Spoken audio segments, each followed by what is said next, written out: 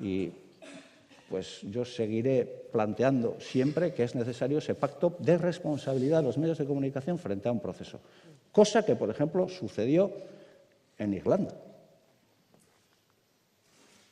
Por lo menos con algunos medios de comunicación. A mí eso me parece importantísimo. Si os parece bien, aunque ha pasado rápido, llevamos más de hora y media, podremos ceder el turno, como os comentaba al principio, al público.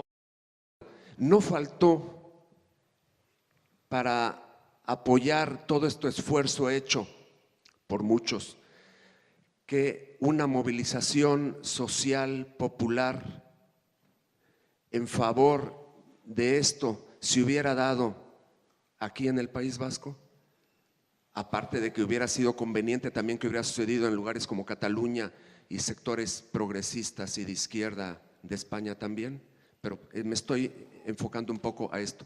Para apoyar todo esto, para llevar a una mejor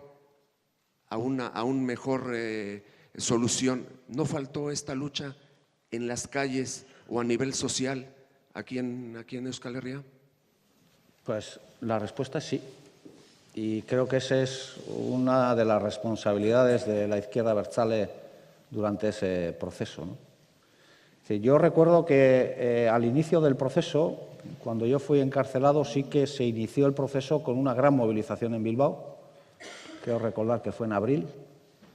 Se habló de 80.000 personas y, por lo tanto, creo que al proceso sí se entró con una movilización de masas importante que después no se sostuvo, y creo, entre otras cosas, que eso forma parte de la responsabilidad de la izquierda abertzale y la responsabilidad también de quienes pues en la izquierda abertzale manteníamos la dinámica negociadora. Creo que es algo que no puede suceder en el futuro, si se dan las condiciones, repito, para un proceso de ese tipo, porque desde mi punto de vista y desde nuestro punto de vista, antes lo he citado, o sea, la negociación al final no es más que un instrumento en el que las partes hacen propuestas y en las que las partes necesitan que esas propuestas sean avaladas con la mayor fuerza posible, ¿no? Y, por lo tanto, yo creo que antes decía y he dicho en alguna ocasión que, desde mi experiencia, la izquierda abertzale es muy fuerte en una mesa.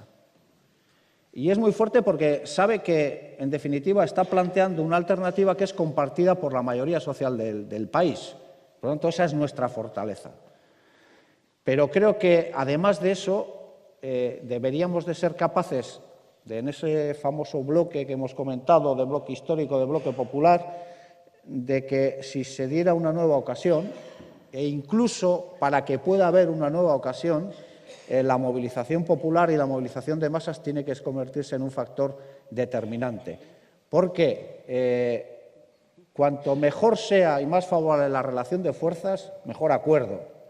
Y, por lo tanto, yo creo que nosotros tenemos que tener en consideración que ese fue un fallo importante en el anterior proceso, y creo que si a futuro se dieran esas condiciones, tendría que ser responsabilidad de todos los sectores sociales, políticos y sindicales que quieren el cambio político, activar una ofensiva popular, una ofensiva de masas que acompañe las posiciones progresistas en la mesa de negociación.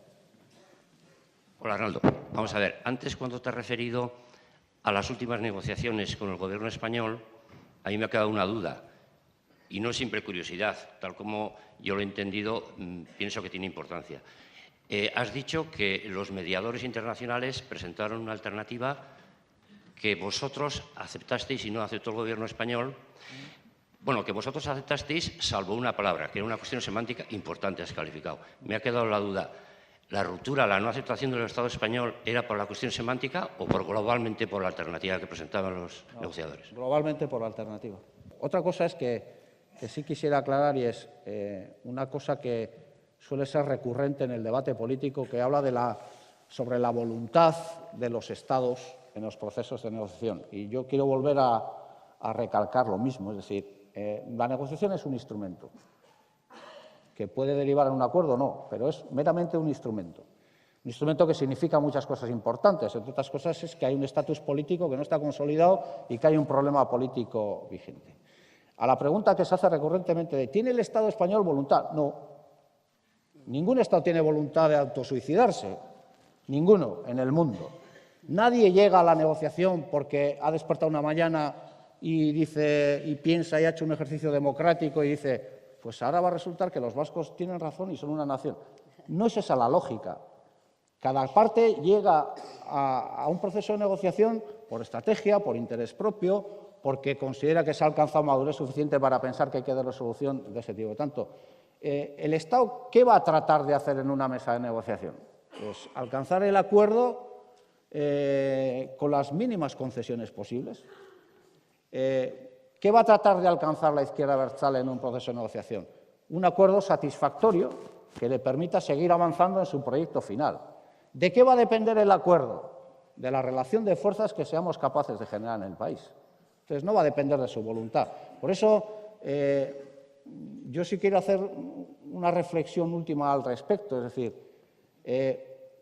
solemos tener la tendencia, todos, yo incluido, de